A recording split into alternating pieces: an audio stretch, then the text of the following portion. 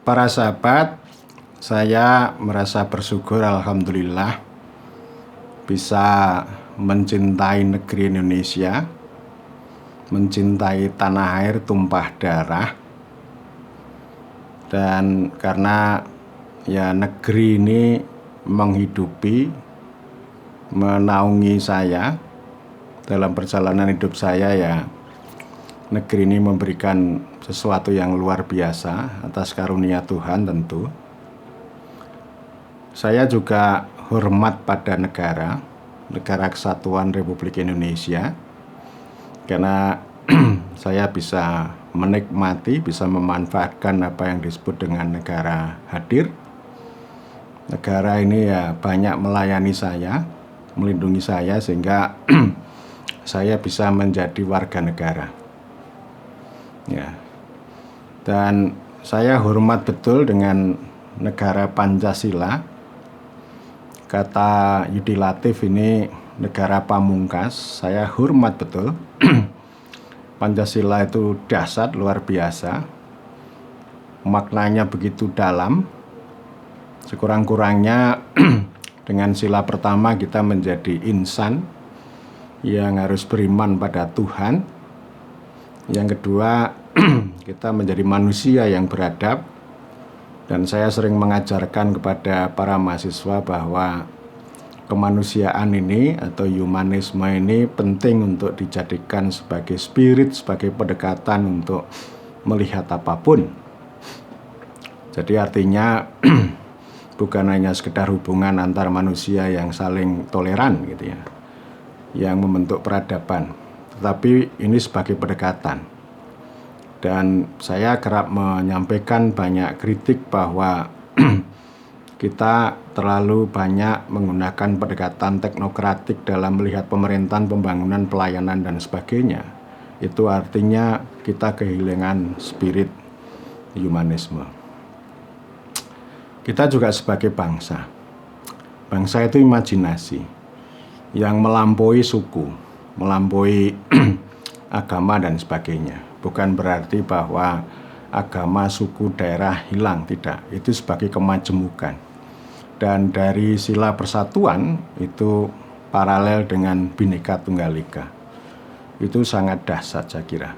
Itu warisan yang diyakini para pendiri bangsa dengan semangat senasib sepenanggungan, meskipun berbeda agama, berbeda suku dan sebagainya. Sehingga spirit mempersatukan Indonesia ini menjadi penting. Kampus kami juga sebagai Indonesia mini, dari sudut Sumatera sampai Papua, yang tentu berbeda unsur-unsur pembawaannya, tapi kita bisa duduk, bisa belajar bersama. Saya juga mengapresiasi apa yang disampaikan oleh Presiden Joko Widodo ketika beliau melancarkan kebijakan pembangunan infrastruktur. Mengalami dinamika yang menarik. Kalau di awal-awal infrastruktur untuk mendukung ekonomi, mendukung transaksi ekonomi, membuat efisien, dan tentu mendukung pertumbuhan ekonomi. Beberapa bulan kemudian Presiden mengatakan bahwa infrastruktur mempersatukan Indonesia. Good. Dan dalam perjalanan berikutnya, kalau barangkali ini terkait juga dengan kritik yang disampaikan oleh sosiolog Dr. Ignaz Gledden. Jadi infrastruktur itu adalah solusi keadilan. Nah, ini sila kelima ini, keadilan. Ya, keadilan untuk daerah-daerah pinggiran, ya. Infrastruktur tidak hanya di Jawa dan kota-kota besar, tapi juga di NTT, di Flores, di mana-mana lah. Itu keadilan, ya. Nah, kita juga sebagai rakyat, sila keempat itu kita sebagai rakyat. Kerakyatan yang dipimpin ini luar biasa ini. Tetapi banyak orang itu tidak, ya hanya menghafal saja, tetapi tidak menguraikan dengan baik. Yang terakhir, sila kelima itu keadilan sosial bagi seluruh rakyat, itu artinya kita sebagai warga negara. Itu komplit. Di sana tidak ada istilah penduduk, tidak ada ya, tidak ada. Tapi banyak orang yang suka kata penduduk. Saya paling sebel dengan kata penduduk itu. Saya juga mengajarkan bahwa Pancasila itu mengandung dua sisi. Yang pertama civil politics. Civil politics itu artinya Pancasila sebagai ideologi, sebagai dasar nanti diuraikan menjadi hukum, menjadi kebijakan yang sifatnya untuk menjamin hak-hak warga negara dengan prinsip persamaan di depan hukum dan pemerintahan atau equality before the law. Ya. Yang kedua, dia mengandung civic culture, budaya civic, budaya kewargaan. Jadi artinya ini soal kewajiban setiap orang warga negara itu kepada warga negara. Ya, jadi dua sisi itu, dan saya hormat betul dengan NKRI yang didasarkan pada Pancasila. Ini harus dipertahankan.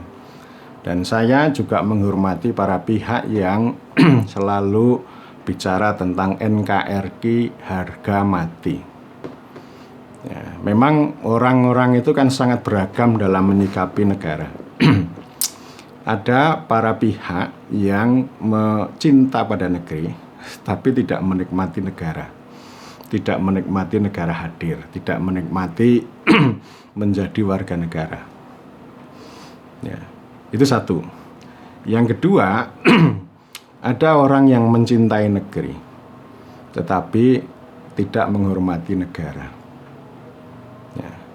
Ya mereka punya lain lah, mereka nggak suka Pancasila, mereka punya ideologi yang lain, pengen mendirikan negara lain dengan dasar mereka. Ini namanya melawan negara. Nah, konsep bela negara, konsep NKRI harga mati itu betul-betul relevan untuk menghadapi para pihak yang melawan negara. Karena kalau menurut teori, ya, mengkritik kebijakan pemerintah itu hal yang biasa, itu dibenarkan oleh demokrasi. Tetapi kalau melawan negara dengan cara memberontak atau ingin mendirikan negara lain, itu dianggap sebagai pengkhianatan. Ya, itu saya kira clear, dan saya hormat pada negara, tetapi juga kritis, termasuk kritis pada negara, pada pemerintah. Itu nanti soal esensi ya, soal esensi yang akan saya bicarakan berikutnya. Ada juga para pihak yang cinta pada negeri, kemudian juga luar biasa cintanya pada negara.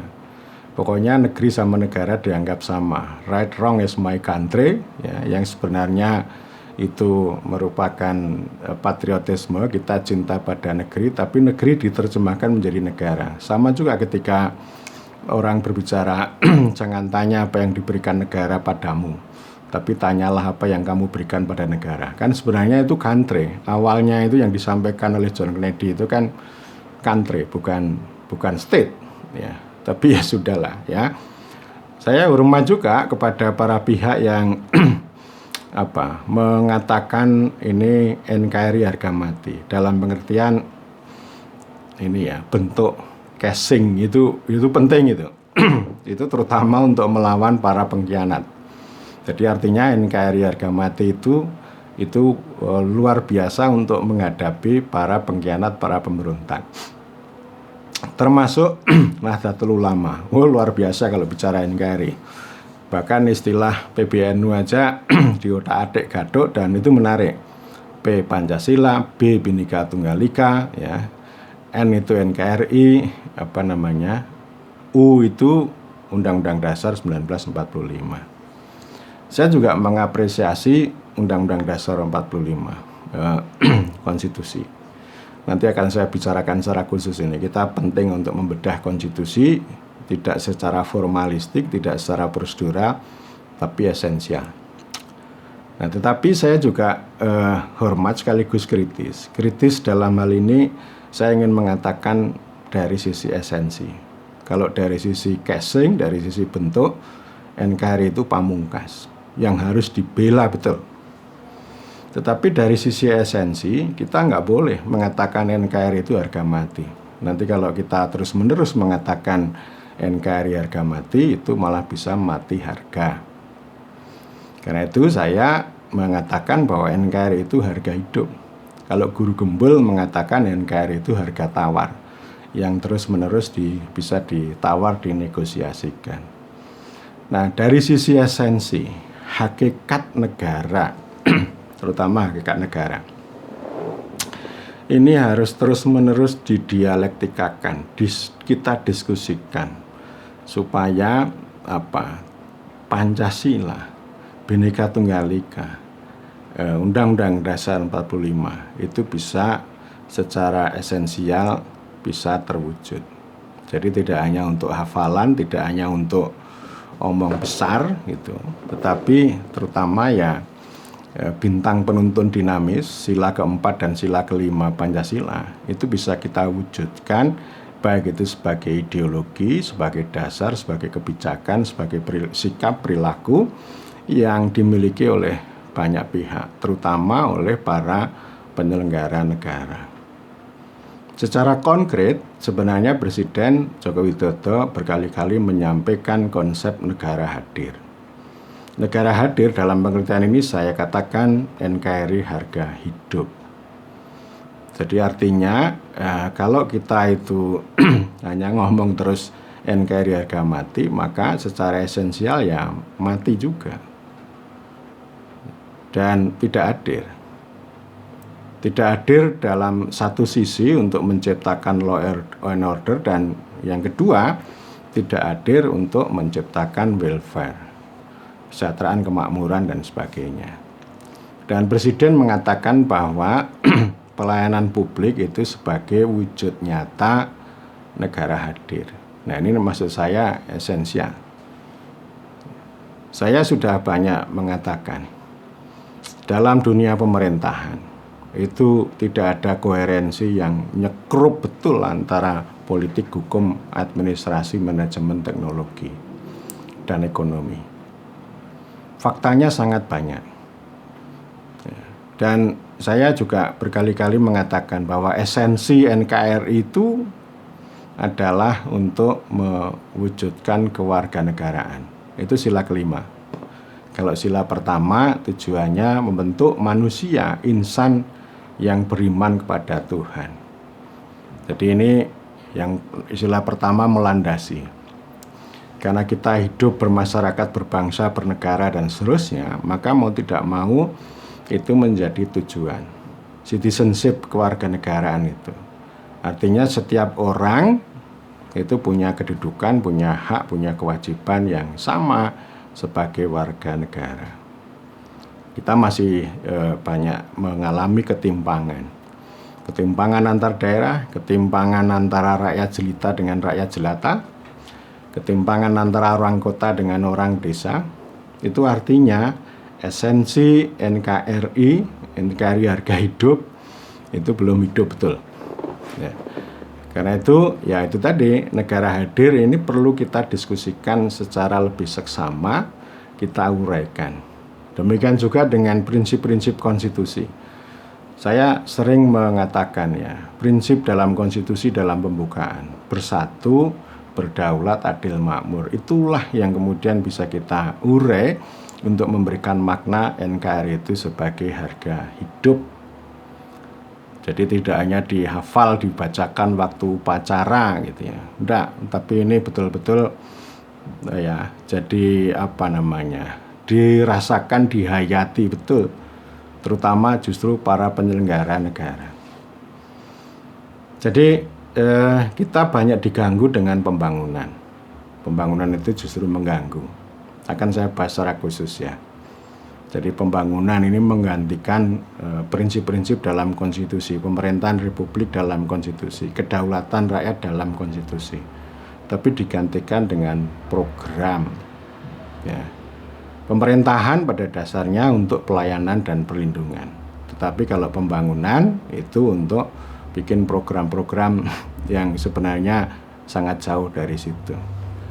Ya, karena itu saya mengajak konsep negara hadir ini perlu diurai, sekaligus juga untuk memukul para pihak yang bicara good governance itu ya. Good governance itu ya itu jauh dari prinsip ini ya, prinsip Negara Kesatuan Republik Indonesia.